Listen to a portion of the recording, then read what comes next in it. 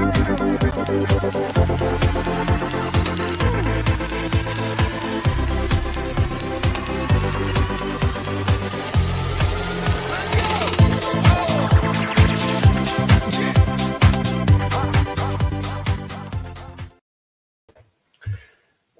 morning, everybody. And I am so happy to be with you guys this morning on the day after that huge big announcement. So everybody's emotions are kind of all over the place just now. And we have got the very amazing, inspirational Nichola Henderson coming on. And she's going to be speaking to you guys all about these big changes. We're just going to have a really brilliant conversation this morning. I absolutely know it. So without further ado, I'm going to bring Nichola on. So if I pull her, what way will I pull her? That way, yeah. So Nichola, come in. There you go. Good morning, everyone. Good morning, how are you? I'm good, how are you? Absolutely fantastic. Little bit scared as well. Yeah. we were just speaking about that before we came on as well. You know, I didn't expect to have so much fear. Yeah, I think there's a lot of mixed emotions, isn't there? Because everyone's in some ways happy about it, but in another way, we're all in our little comfort zone bubble at the minute, aren't we? So Absolutely. It's the change of coming out of that is a little scary. That's understandable, isn't it? It's been a long time now. It's been a year. Yeah, because, you know, who knew a year ago that we would all be scared to go back into society? Oh, it's weird, isn't it? Yeah. It's so strange. I think there's mixed emotions though, isn't there? Oh yeah, definitely. So some people are really happy and then other people are absolutely terrified. I think even the people that are happy have that little bit of anxiety that they're just stamping over almost, because it is going to be strange, like going to a pub and sitting with people all around you. I think everyone's going to have a bit of social anxiety to some extent. Hopefully it won't last for too long. We've all been told for so long to stay away from people, and now that we can actually be near people, it's going to be like it'll be one or the other. Everybody will be wanting to stay away, or they're just going to jump on each other and lots of hugs and kisses. Probably a mixture of both. Yeah. And Nichola, you are a transformational coach. You work with people and take them through, or life coach, transformational coach. What would you call yourself?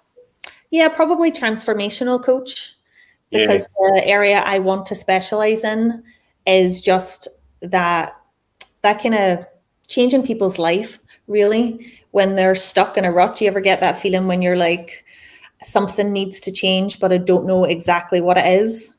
So then that's my job to try and work together to find out what that is. Because it's always in there, and it doesn't always come from me. It comes from the client and their inner knowing. They always really know. It's just under a few layers of stuff. So we just need to break that down.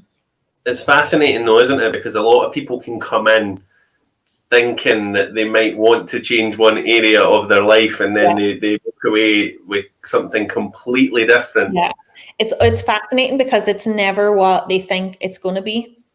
It's like there's really obvious ones, like people will come and say, I want to stop drinking red wine, for example, but it's nothing to do with the wine. There's whole layers of stuff going on there, but you don't find out until a few sessions in, maybe. But it's always interesting because it's a surprise to them as well. So it's like, oh my God, but it was in there the whole time. Yeah. It's like peeling back an onion almost. I love that though. I do. I love that people, you know, they maybe come to you thinking it's one thing and then they walk out thinking, oh my God, this has completely changed my life on so many levels. And there's so many tools that you can use as well. I mean, I did one this week where we used a meditation and just went really into the deep root cause. And it was completely something that she had forgotten for years and years. And she was in a crib when she was a baby and she was crying and this whole big memory came up. And I was like, isn't that just, if that's the root seed of all this, then she could just let that go. And it was like a light went on and her shoulders became more relaxed and you could see the physical transformation. So that was quite a special one. Yeah, that's phenomenal. Mm-hmm. And you said yesterday, or you said to me before we came on today, yesterday, how you'd had lots of messages from people saying that their anxiety had went absolutely through the roof. Yeah. And it's probably people who are just like cruising along at the minute. And then all of a sudden the announcement came and it's just like spike. And they don't know whether to feel excited or scared or what should society say that they should feel, because everybody thinks, yay, this is amazing. Everybody's going to feel really good about it.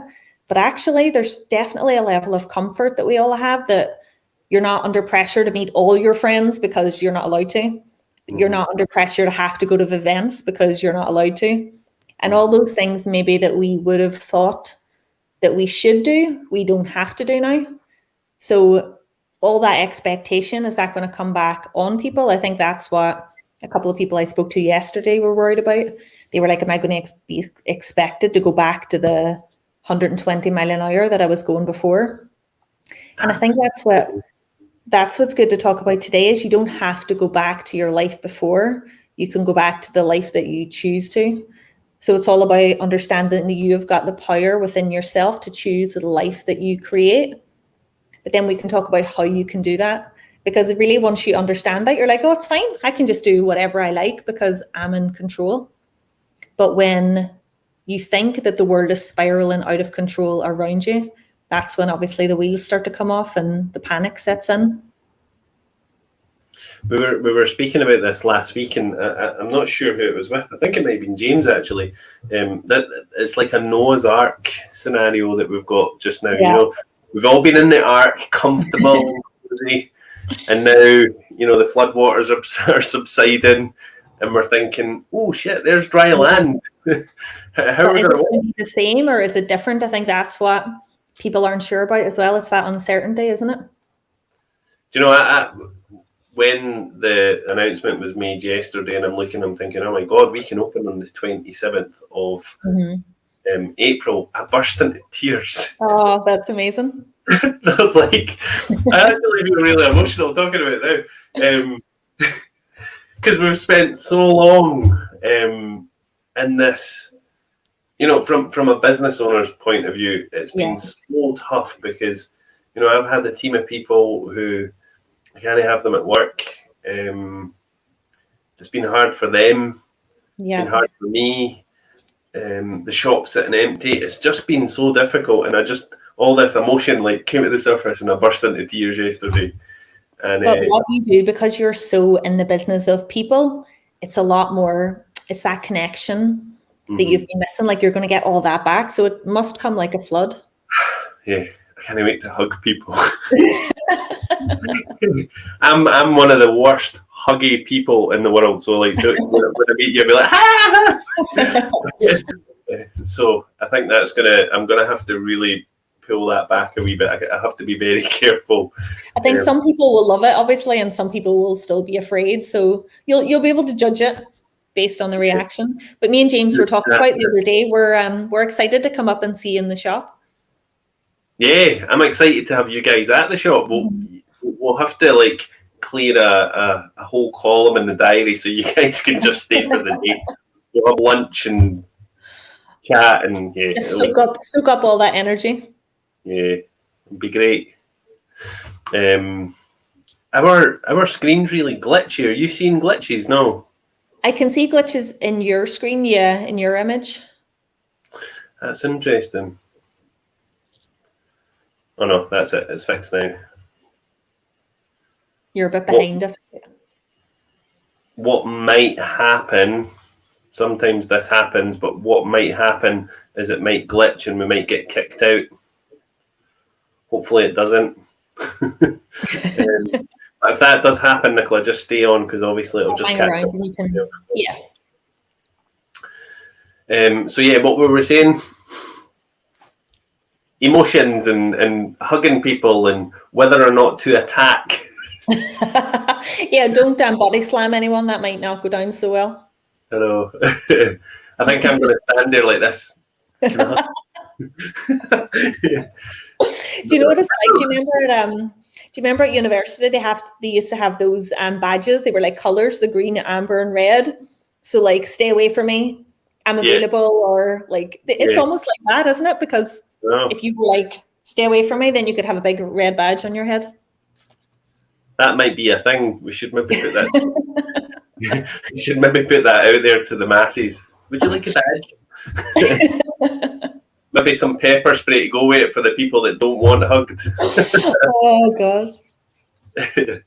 So when we're speaking about all of this, people, I would imagine, are going to feel very, very anxious being back in, enclosed spaces, places where there's a lot of people, that type of thing. So, being a motivational coach, would you have any hints and tips on how to manage that anxiety?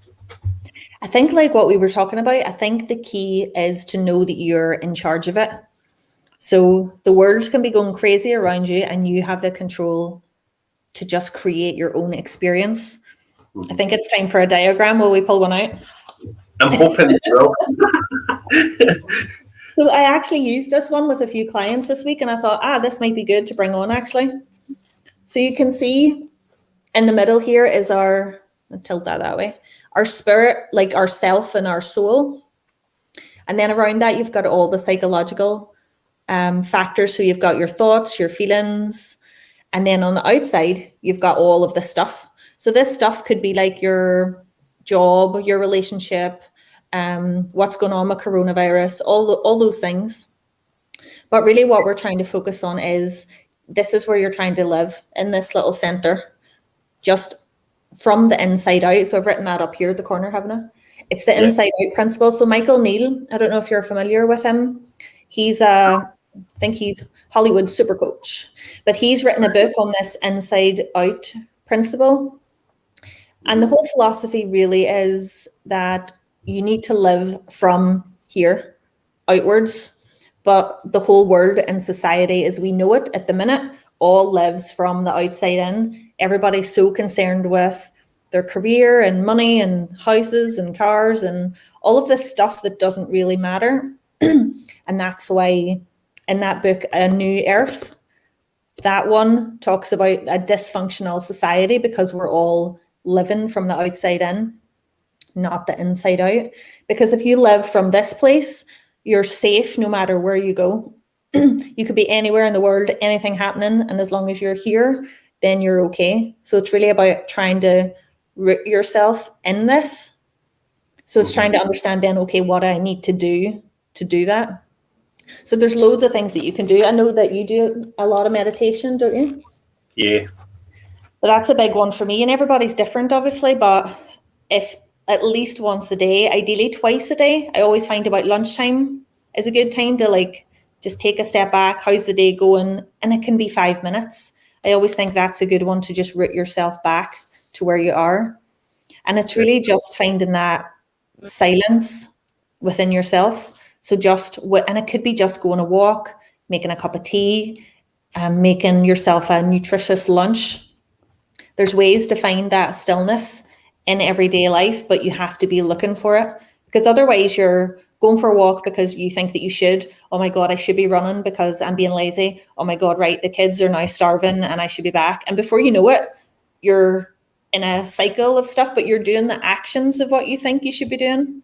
But the impact is zero because you're not experiencing it in the full moment. And it sounds so simple, but it really is. You're trying to be present with yourself, listening to your inner self all the time. Yeah, because a lot of people do say, I've tried to meditate and it never works. Meditation is not sitting on a cushion with your arms and legs crossed. To meditate means to focus on something for a period of time. So, if that focus is, mindfully making a delicious lunch, washing the dishes at actually washing the dishes instead of filling the dishwasher. I washed the dishes yesterday for the first time in I think about 3 years. I stood at the kitchen. It's not one of my favorite things, I have to admit.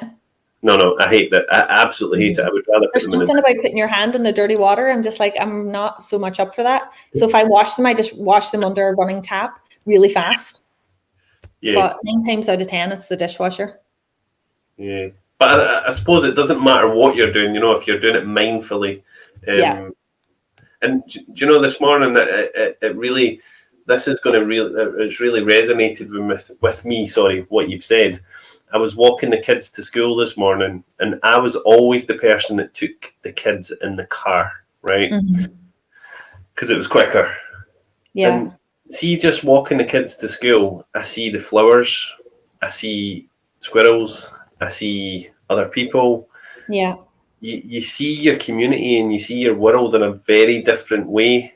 And interestingly, I watch other parents taking their kids to school, and they're like, come on, you're going to be late. Come on, come on. And I'm not that person. I'll be very absorbed with what the kids are seeing. So, little Theo will stop and he's like, Daddy, look at this. And it was a piece of chewing gum in the shape of a caterpillar this morning, and he was fascinated. Brilliant. But if we just stop to see the world how our children see, or how a child sees the world, that's where we should all reset back to, really, isn't it? Yeah, absolutely.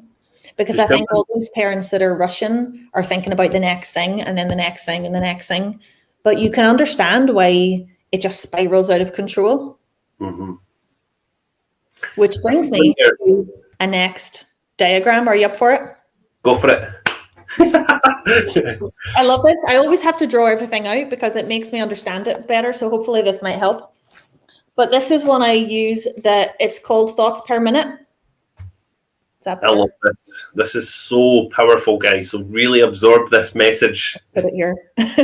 Trying to get it in the right space. So basically, it's like a rev counter in your car. So imagine your thoughts are the revs. So the speed, we're trying to monitor the speed of it, basically.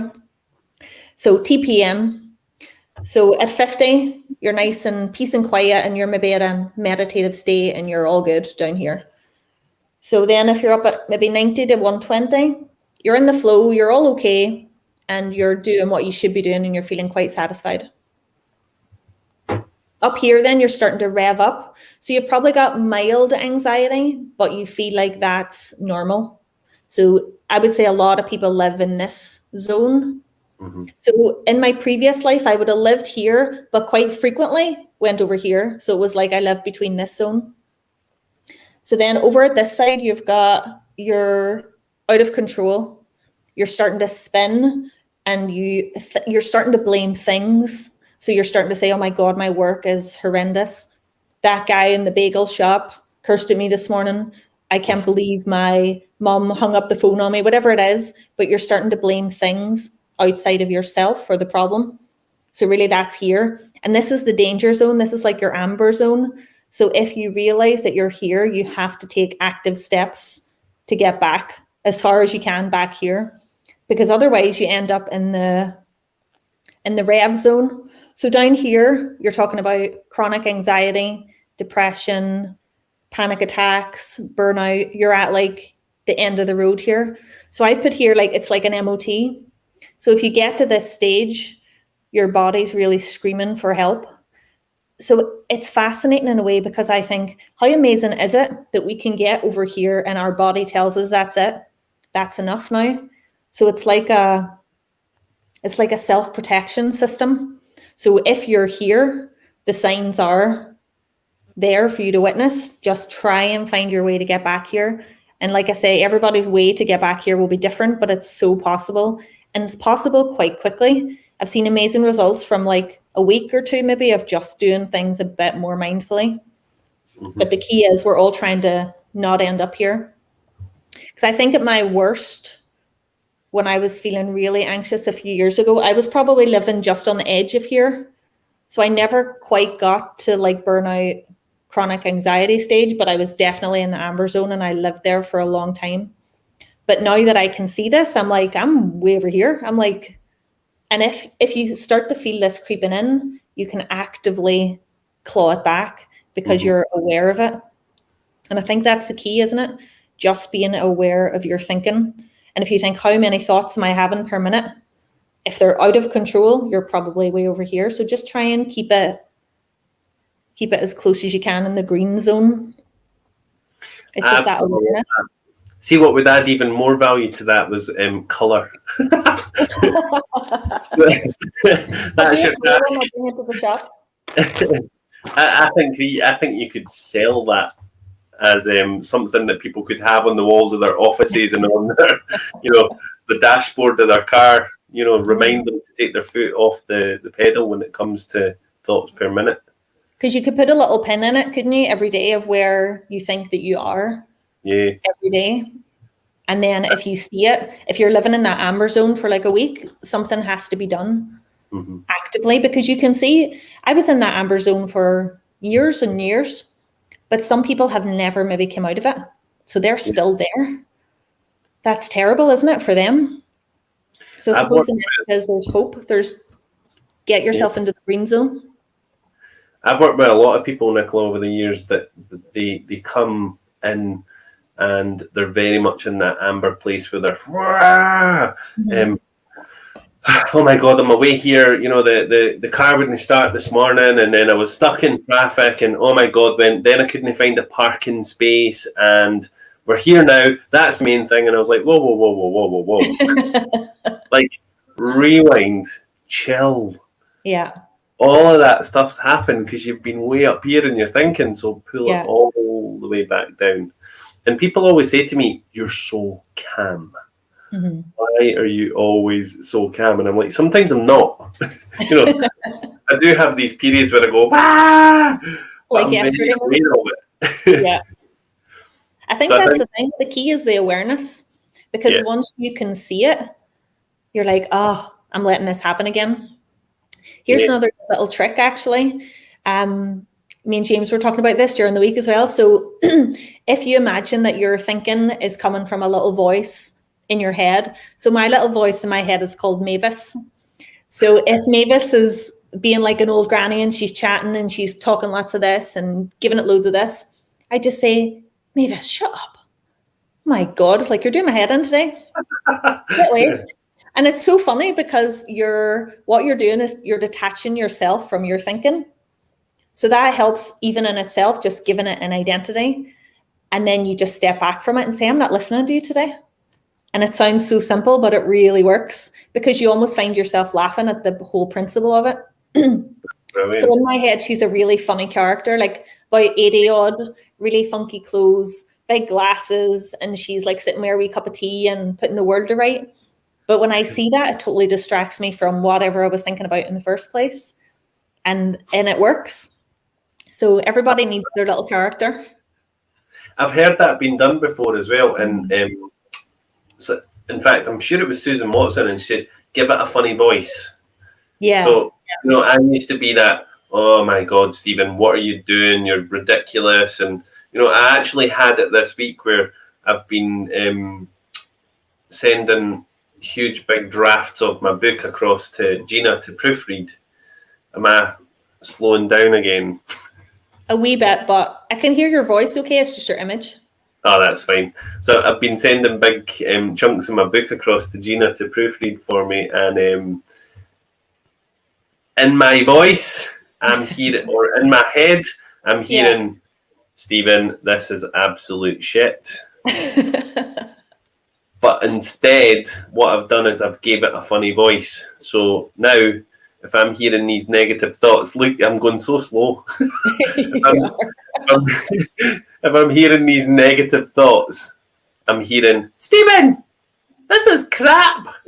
So it's changing the voice of that internal thought, I suppose. So, there you go. I'm just in slow motion. You're thinking really carefully about it. I am. It's quite funny to watch me going over that again. So anyway, go back to you now. Take the emphasis off of me. So Mavis, you just give me a great way to think about it. It's funny now because I'm watching you in slow-mo. I'm watching you in slow-mo too. There's something going on with us today. It's terrible. And it's definitely not my Wi-Fi. Do you want your third diagram of the day? Yes. if it actually lets you show it. Let's see. Can you see it?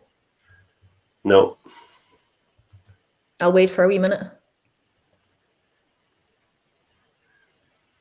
I'm interested. Can anybody else see? Oh, there we go. There you are. Got you back. Okay. Yeah, use the comments, guys, and let us know. Can you see everything okay? So, we feel what we think. Yes. So it's interesting what we're talking about, the thoughts. So when then you're aware of the thoughts, what you're trying to do is stop it from getting to the feelings stage. Mm-hmm. So your thoughts create your feelings create your behavior, and then your behavior can lead to more thoughts, and it's basically like a vicious circle. So if you're thinking a certain way and you want to stop it, if you're aware of it, you're more likely to be able to cut this off. So if you're stuck in traffic and you're wanting to act angrily at the guy in front of you, if you're aware that you're thinking like that, you can stop feeling angry, and then you can stop the behavior. Yeah. But it all starts here, because this happens in a split second. So if you're thinking he's an idiot, you're feeling angry, you're going to react, and then you're back. And before you know it, by the time you've got to work, you're a raging lunatic because you've been thinking about this the whole time. I can't believe he did that. And you've let the story run away with your thinking. So the other thing is, if someone's behaving in a really bad way that you're not agreeing with or whatever, a good way to think about it is, God, they're having a really hard time right now, because a lot of the time we just react to what they're doing. But if you're able to link this to the thoughts, they're probably thinking something really bad that's making them feel that way. So a good example, I think, for this one is, imagine there's a wife that's been working, let's use an NHS staff nurse or something. She's been working really late, and the husband's waiting at home, and she's meant to be back by 8 o'clock, but she's running really late. If she doesn't come back till like 10, maybe the husband's now thinking, oh my God, what's happened? She's been in an accident. Oh my God, what am I going to do? It's spiraling out of control. Then he's going to maybe feel after about an hour of that, why is she not phoned me? Oh my God, where is she? She's been kidnapped or something. Then all of a sudden he's starting to feel a mixture of sadness, anger, and it's all kind of spiraling here. Before you know it, then she turns up at 10 o'clock going, oh, I'm really sorry, I had a patient I had to deal with, blah, blah, blah. But he's treating her like she's done something really wrong by now, because he's let this spiral out of control, and he's imagined the whole thing. None of it's real. He's just made the whole thing up in his head. And when you stand back and think about that, I've done that loads of times where I'm like, yeah, I've been that person, but it all came from this. So if you're aware that you're thinking that way, you can act more rationally and just not let that vicious circle take over, because this is where it comes back to the thoughts per minute. Then if this is out of control and there's hundreds of them in your head, you're heading for some kind of meltdown eventually, because what is that end behavior going to look like? Are you going to be angry with your kids? Are you going to have a stressful day at work? Are you going to treat your staff not fairly? There's going to be some kind of behavior here. So I think it's really interesting to think about that, because it's really simple, but it all comes from the way that you're thinking about it. So I put that at the bottom, because if someone's acting out, think about what's going on with them that's caused that. There's something behind it. It's not the behavior. The behavior is only a symptom of what they're going through. So if we try to be more compassionate and sympathetic with people when they're acting in a way that they shouldn't, that'll have a much better response, because you can see people, can't you, when they flare up, anger, and then it just spirals out of control and it causes chaos. But it's so easy to calm it all down. See that diagram? That is something that I quite naturally do with everybody, and it's something that I've taught the team at the shop to do as well. Because I'll give you an example of it. We had, not so long ago, we had a couple of ladies came into the shop, and when they came in, they were very reactive and very wah. And what happened was the team member fed from that reaction. She was like, so she came through, and then she told everybody, and not in a bad way. She wasn't trying to be horrible, but she was like, my God, she was so horrible to me. And then everybody else is like, oh my God. And then the thoughts then creating the behavior. And I was like, guys, stop. Yeah. Let's just go and speak to them. So I went out and I said to them, I was like, ladies, are you okay, first of all? Mm-hmm. And see, just by diffusing it and speaking to them, and this is what I'm seeing. I'm seeing that you're acting in a way that feels intimidating, and I know that you're not like that. Yeah, there must be something behind that. Yeah, absolutely, and that's all it was. And it just took a bit of understanding, and the whole team were like, "You're amazing." How did you do that? And I was like, but it just takes, see if everybody on the planet done that and just thought, what is it? What course of events has brought that person to act the way they are right now? Yeah. Have a bit of understanding behind why they're acting the way they're acting. The world would be a much better place. Yeah. People would be way more understanding of people. Have you ever had the really annoying receptionist and the doctors and you phone and you say, hi, can I have an appointment? And they go, what's wrong? So what I do, right, and my wife is like, you can get anything. How do you do it? Right? And when I phone the doctor, I'll say, hello, my darling, how easy would it be for me to have an appointment with a doctor today? Yeah. And she's like, is that you, Stephen? Because you're the only one who ever says that. Yeah. But see, when you ask someone how easy would that be as well, they assess in their mind how easy it is for them to do it. Yeah. And they don't question it. It also breaks the pattern of everybody's phone call. So it's like James was talking about last week, that pattern interrupt where you can change someone's state just like that. Yeah. And you've changed everything. And we done it as well with a flight one time as well. I'd went up and I'd said to the girls at the desk, I was like, how easy would it be for us to be put into business class? And she was like, very easy. Do you want yes! And we got bumped right up to business class. But I think, asking the questions. And then what I done is I went to there's a shop in Edinburgh Airport and they sell like cakes and stuff like that. So I went and got a couple of cupcakes and I took it to the girls at the desk and I said, there you go, ladies. I hope you have an absolutely wonderful day. Thank you so much. Isn't that lovely? It's like the pay it forward. Yeah. But if we could all just, because those girls were really crabby. Yeah. They were like, next, passport, next. They were really, and just, I suppose, interrupting the pattern. Mm-hmm. It's like the grumpy receptionist interrupting the pattern when they answer. They say, hey, how's your morning going this morning? Oh, fine. What do you want? But that's why you're so good at what you do, and that's why the surgery and everything's so successful, because you can see that it's the connection with people that's important and not the stuff. It's not really the stuff around you, it's you and what you create in that environment. And if everybody treated each other like that, oh my God, what a difference. I know. I always think, though, that there's that very critical part of me, Nichola. I don't know, you might be able to give me a bit of explanation as to why, but there's that very critical part of me that always says, Stephen, just stop being so bloody nice. But I cannot do it. There's nothing in my way. Isn't it? Yeah. And it is that. It's your little inner critic just taking a wee bite out of you. But the trick is just to put them back in their box and just move on with your life. Because that's the thing as well. We can't control the thoughts that come into your head. So you might have that, oh, you're being way too nice. But you can choose whether to hold on to that and act on it and take it inside. Or you can choose just to let it just roll right off. And if more people did that, that would really help, because we all have crazy thoughts all the time, but you don't have to engage with them. But it all comes back to knowing what is the real you and what is just all the stuff that's going on. So we talked earlier about the principles, the sit down stuff, and that's like, oh my God, when I learned that, I was like, people should be learning this at school when they're kids. Oh my God, could you imagine the difference if kids could understand that they could control themselves from the inside out?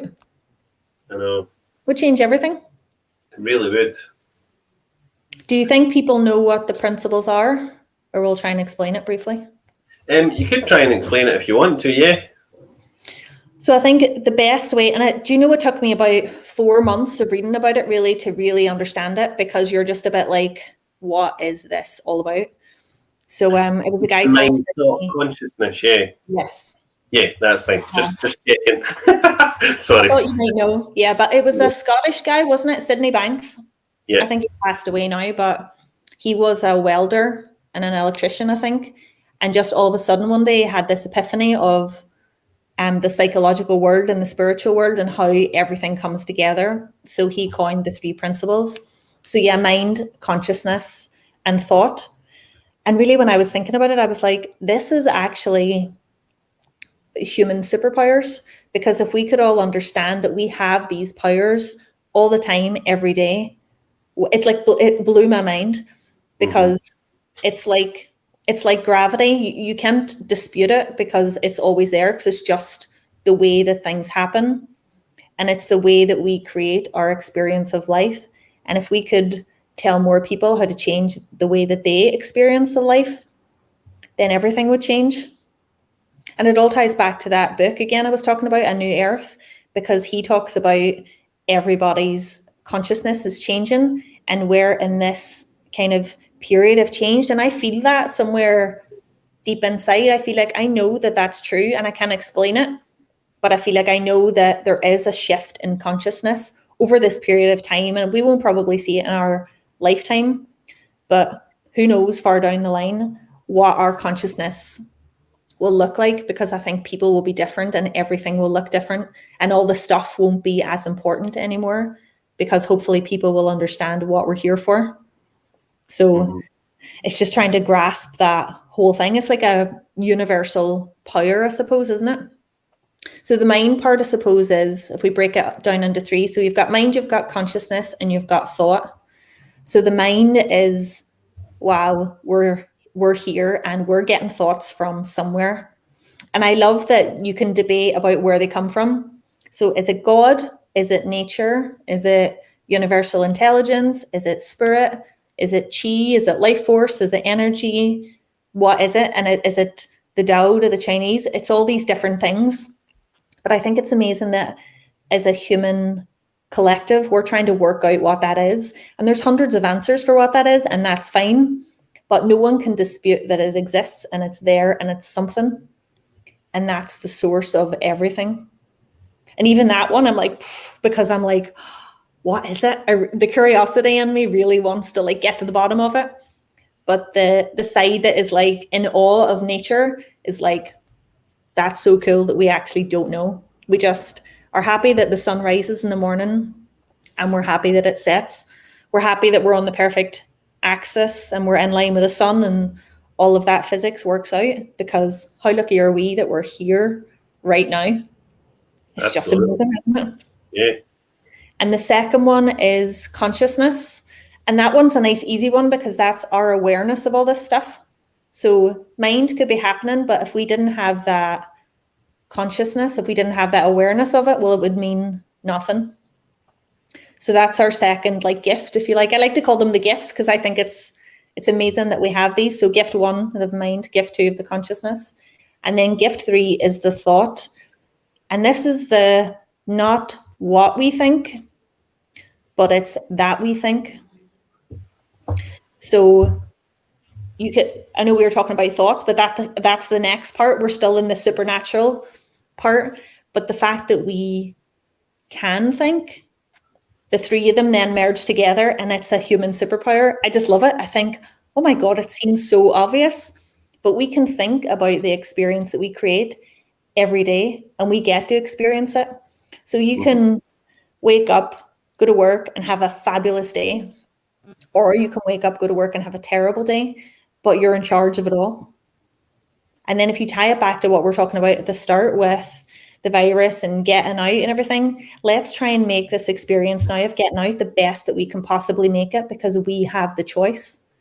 So we can choose the experience to be a wee bit scary and a wee bit, oh, I'm nervous and I don't want to come out of the bubble, or we can come out and just embrace it and say, I'm going to make this the best experience ever in your own individual way. And that might mean for you staying away from people for a while, or it might mean different things, but your experience that you create is yours and you can control it. And I think that's the key, isn't it? Oh, Nichola, I could like pick you up, put you in a little box and kiss you. You can soon. Because see the way that you've explained those three things, it just makes it even easier to understand. The three gifts, I suppose. People call it the three principles, but it's the three gifts. Yeah, that's the way I translated it, because the principles makes me think of like a psychological term or something. I don't like that terminology, but like rules. That's what I think about when I think about them. I think, how lucky are we to be alive today, to have the experience and the opportunity to even talk about it. Just blows me away. And I think this is what we're all here for. Imagine we can just make the best life that we can, but not just for ourselves, but for everybody around us, and create that ripple effect. Because we're all in it together, aren't we? Yeah, we were speaking about this the other day, Susan and I, and we were saying that we live in the safest times in the whole of humanity. When you look way back, because we come from this horrific, horrendous, violent past, and we're actually living in the safest times since, the dawn of man. Yeah. And people feel more scared now than they ever have. It's funny, isn't it? And it's all about perception. Yeah. Because when you think about the three principles are like here. So then you have, when you're trying to think about your own experience, you've got and I imagine this like a pair of sunglasses. So I think it's officially called the lens. But I think about it like a pair of sunglasses. So everybody's got their own set of glasses that no one else has. So it's like your window in the world. Your one and only. But that lens is made up of all your experiences, everything you've ever been through since you were born till right now.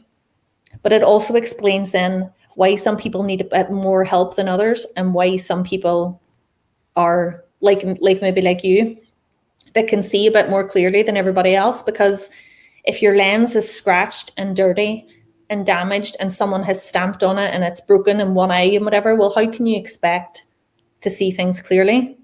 So you can create your own lens, but the first thing is you need to know that yours is broken. But you can take it and get help and get it fixed, get those lenses cleaned up, because the minute that you see things differently, everything changes. So then from that point, from your lens, you move on to your thoughts, feelings, and behavior, because then you're taking your subjective experience, you're looking through the lens, and then you can kind of choose what to experience on that other side with your thoughts and feelings and behaviors, because you're looking through the lens that you create, not the lens that you innately have. Because you can imagine if someone has had a traumatic childhood and maybe there's been some abuse or neglect or whatever it might be, their lens is going to be pretty messed up and it's going to be dirty and need some help. But they don't yet know that they have the power to change that lens, because that was just an experience that they can leave behind. And they can still choose to see the world differently, but it's a choice to see it. But if you don't educate people that they have the choice, well, how are they ever going to see it? So we need to set up like a sunglasses hut next to you, and we'll have a lens workshop, and we'll get people in and we'll change the lenses. I love that analogy, though, that you put it in the whole lens thing, because, I've always called it, my window in the world and how I see the world. But I love the fact that you're putting it into the analogy of a lens, so you're actually looking through it. Because when someone's lens is scratched, or their window in the world is foggy, I would say, they cannot see the stuff that's going on with them. There's and they believe that reality is reality. It's like when. Do you wear glasses, Nichola? No. So I wear glasses for reading, and I don't need them, or I don't believe I need them. So I believe that I will correct my eyesight naturally by using these glasses. So that's I'm going to need them short term, just because I'm doing so much work online right now. However, before I put those glasses on my face, I thought, I can see fine.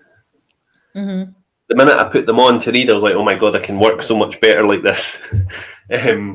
So it's really, for anybody who wears glasses, you'll be able to understand that when you actually see properly and words are sharper and clearer, you wouldn't have been able to see that before because you were so blinded by what you were going through at that time. Yeah. Does that make sense? Yeah. Yeah. It's I like love that. It's a good way to think about it because it's nice and simple. Everybody can understand it. So it's almost like, right, what set of glasses am I putting on today? And you can choose. You don't have to be the neglected 5-year-old anymore. You can let that go. Because some people, I find it so sad. Some people are still holding on to bad things that happen to them because they don't know any other way. No one has showed them how. And it's like they're being kept a prisoner of their past. And that's why I want to try and help as many people, spread the message. I think James had mentioned we're going to do some workshops and stuff like that, but even just to get people to understand that there's another way, you don't have to live that way anymore.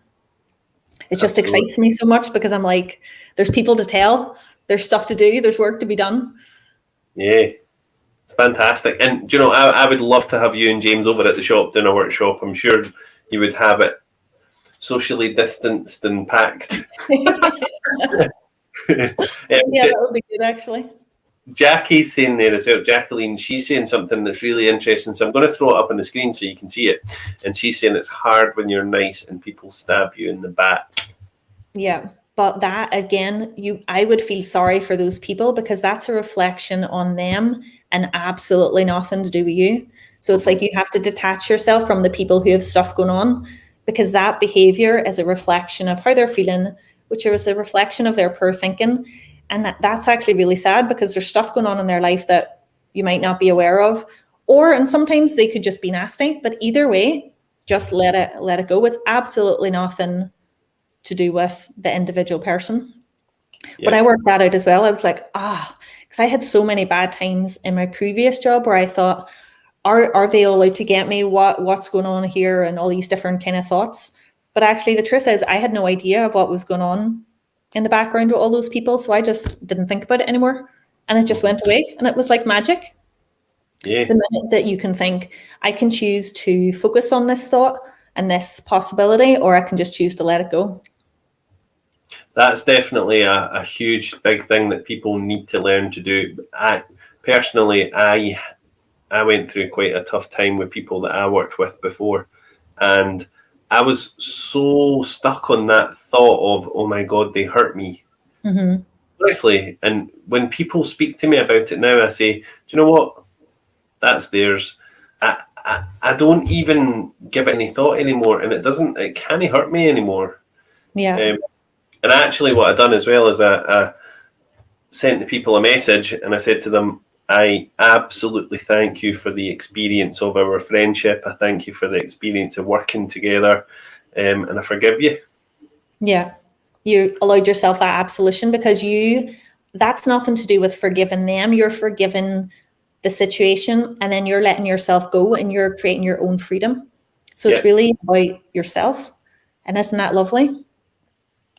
It's a really nice thing to be able to do, I think, because I had no issues with the way that I acted, because I think I acted really, really well in those scenarios. But when I told them I forgave them, there was 3 people specifically. One of them told me to fuck off, and the other 2 blocked me.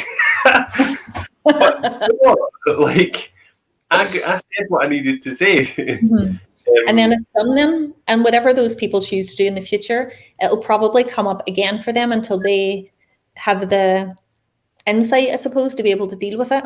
Because not everyone's ready, and you have to understand that as well. They're not at the right point in their life for whatever reason to take all this kind of insight in. So you might see them in a few years, maybe knocking on your door. Well, do you know what's fascinating is I've seen them in the supermarket. I've seen them out and about, and they just go. Have you ever seen someone like do a ninja in the aisle where they go? Yes. Disappear, and you're like, Where did they go? I've actually been standing at a checkout in Morrison's, and they. Oh, that's brilliant. But that shows you there must be something going on there, whether that's shame or just awkwardness or something. But again, it's all them. You don't have to let that in. No. So again, because I'm so funny. if you're quite a visual person, which I know you are as well from what you said, I like to imagine like a big force field around you, kind of like a Star Wars type thing. And then you just imagine, just let it all bounce off you. You can really choose what to take in and what to leave outside. And when you learn that separation, it's totally liberating because you don't have to take other people's stuff anymore. Yeah. I always remember my mum saying to me when I was really little, Nichola, she always said, Stephen, darling, never, ever, ever hold a grudge, because holding a grudge is like drinking bleach and expecting the other person to die. It's like poison, isn't it? It poisons ourselves, not the other person. And I'm thinking, because I always thought, why does she say that? And it wasn't until I was older, and then I've heard the same thing said. Drinking. No, holding a grudge is like drinking poison and expecting the other person to die. So my mum was obviously doing it in a way that I could understand because I wouldn't know what poison was. But it really, I think that's why I'm not a jealous person. I think that's why I don't get jealous. And I think there's something really seriously wrong with that. I was talking to Susan about this the other day as well. I don't feel jealous about anything. No, I'm the same. And I think it's freedom. You've allowed yourself to be free of that stuff. And I'm the same. And I've always kind of had that. I've never held a grudge ever because I don't really see the point. Because I feel like I have this feeling that it's energy inside, because I really believe in all the energy and how it moves. But if you're holding that energy inside, then I don't think that's a good thing. But I do have friends that say, oh, they're dead to me, and all this kind of, it's like negative chatter. But again, it's just a choice. If you choose that you're not going to be part of that. I mean, anybody who's ever hurt me, I wish them well, because what else can you wish them? And if everybody wishes everybody well, then hopefully it'll work out. Yeah. See, I can only imagine the feeling that, of rage and anger and jealousy. I've felt rage and anger, and people describe feeling jealous or jealousy like anger. And I can only imagine that would just make you feel shit. Yeah. When you feel angry, you feel, it's a horrible emotion. I've never been jealous again, so I'm not really sure what it feels like when it's at its worst. You're the first person I've ever met who is like me and does not feel jealous. No, I really don't. No. I don't know. I don't know why. Like, see, in my relationship, I don't know you, but in my relationship, I always say, like, if my wife's going to cheat on me, she's going to cheat on me. Yeah. There's nothing that I can do to stop that. Yeah. So why being jealous is probably going to make you then, it's back to the whole thought. If you think that and you feel that, then you're going to behave in a way that kind of incites that whole thing, and then it's going to make it worse anyway. Yeah. It's an uncomfortable way to live. But I also believe that every individual should feel freedom for themselves. Even if you're in a relationship, you need to feel the freedom that you can be yourself regardless. And if you feel that for your partner, then what have you got to be jealous of? You should only feel admiration and respect for them, that they're pursuing whatever they're doing, regardless if you're involved in it or not. Yeah. Well, see, after speaking to you the last time, I said to my wife, I was like, see, when COVID and everything's all over and done with, I want to go to Tibet and, just spend a week in Tibet on my own. And she was like, well, if you're doing that, I'm going to Dublin for a week on my own. And I was like, yeah, that's cool. But we've agreed. That's a conversation. That with Brendan, who's my fiance now. We agreed that way at the start because he is really into his hill walking, and he's a photographer as well. So he loves going and doing his own thing in the mountains and taking all his photos. And I'm like, great, because I want to go on a retreat once a year for a week. That'll be the me time and that reset time that I need. And we're like, we're good with that. Because if you don't stop, what is that saying? If you don't stop growing, you're dying. That Tony Robbins thing. Love it. Isn't that brilliant? But it's so true, isn't it? Because the minute that you hit pause, you're going backwards. Yeah. I was speaking to my meditation teachers the other day there as well, and we were talking about, like how we need to keep growing and keep evolving our businesses, and I was saying to them, because if you're not growing, you're dying. Mm-hmm. Look at the Soul Man surgery that I'd done with James, and he'd actually introduced me to that, one of the fundamentals of life, and I was like, whoa! It is an amazing one. When you hear it, it really resonates, doesn't it? Yeah, it's just amazing.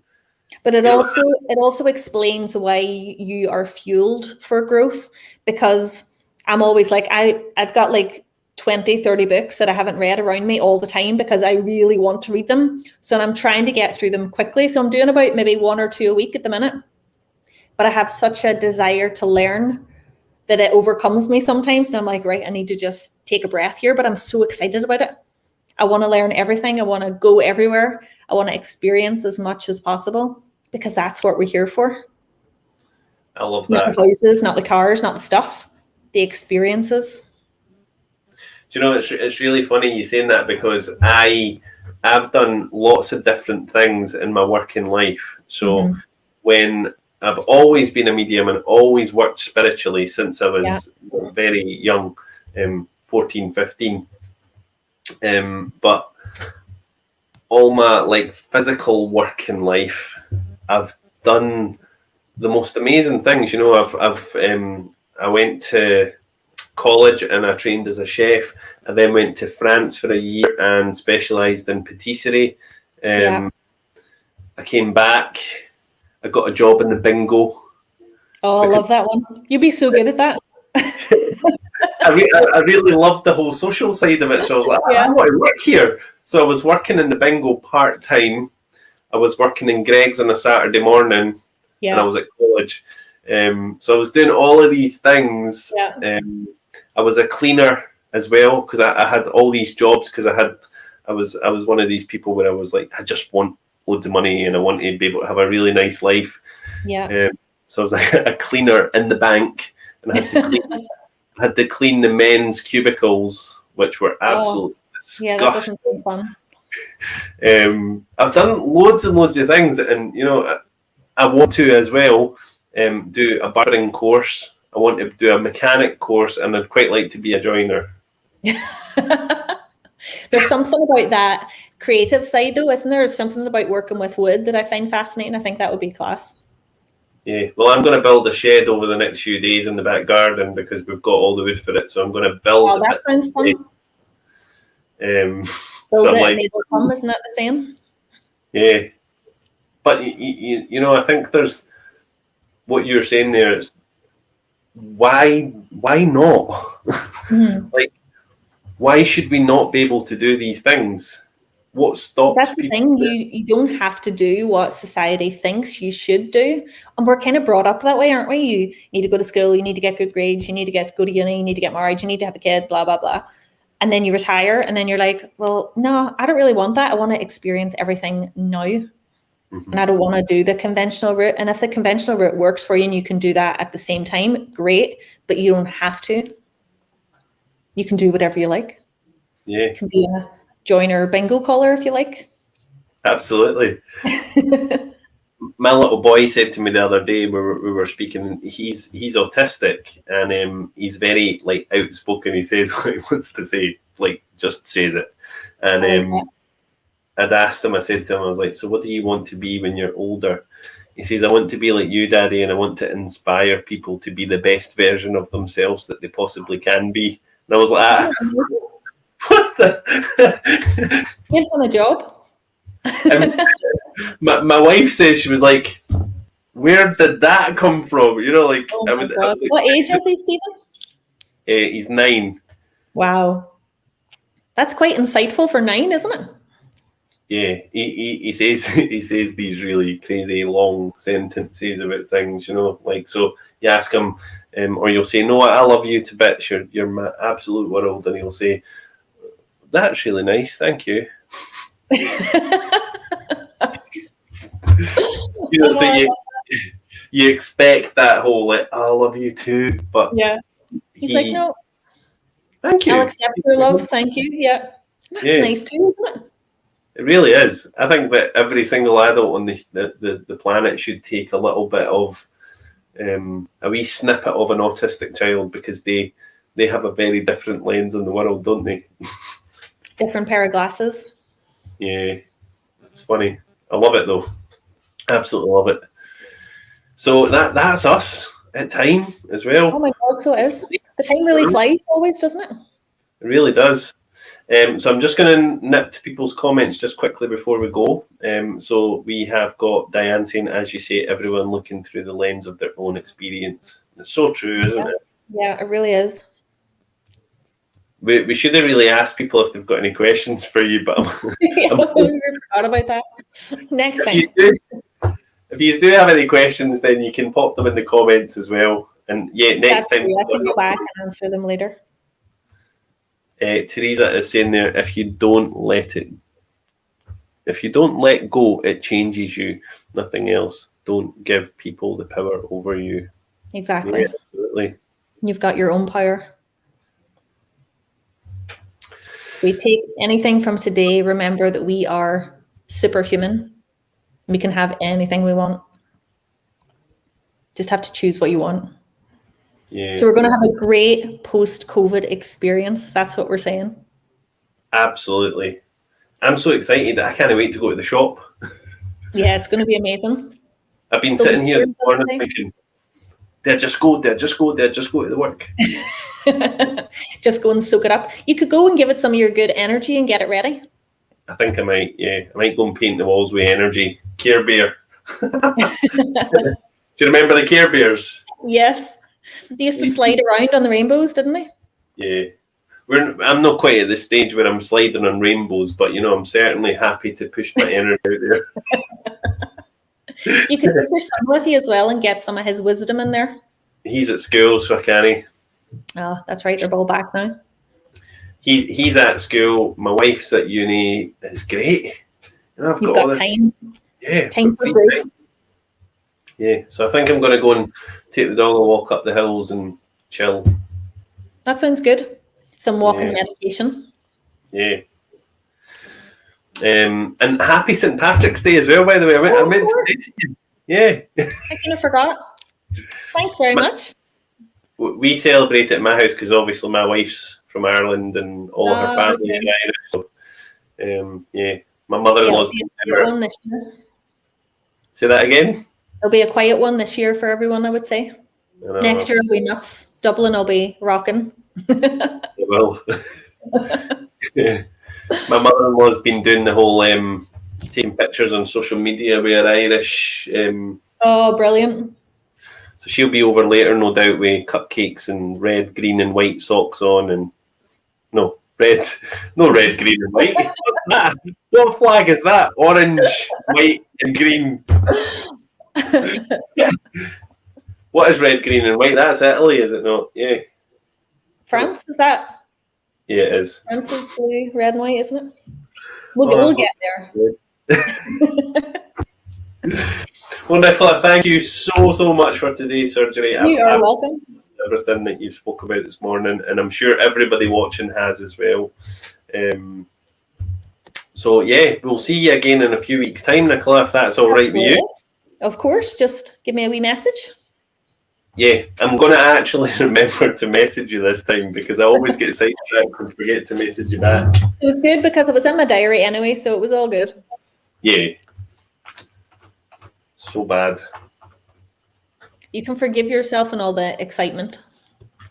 Yeah, that's what it was yesterday because I actually said, and I looked this morning, I said yesterday morning, we have got Nichola on tomorrow, or it might be James. Your subconscious knew. Yeah. So yeah, thank you guys. Take care, everybody, and we shall see you later. Nichola, you can stick around when we finish and just say a quick goodbye. Okay. But for everybody else, I will see you tomorrow, and tomorrow is Thursday. And on Thursday morning, we have got John C. talking about energy.